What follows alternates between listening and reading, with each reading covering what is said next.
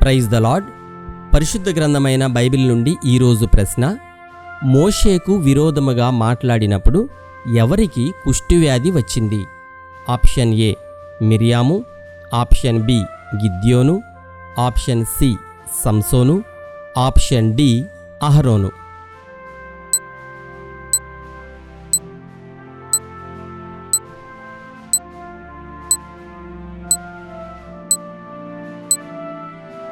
సరైన జవాబు మిరియాము.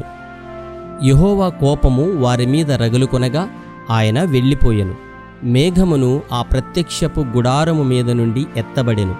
అప్పుడు మిరియాము హిమము వంటి తెల్లని కుష్ఠుగలదాయెను. అహరోను మిరియాము వైపు చూచినప్పుడు ఆమె కుష్ఠుగలదిగా కనబడెను. ఇది సంఖ్యాకాండము 12వ అధ్యాయము 9-10 వచనములలో వ్రాయబడి ఉన్నది.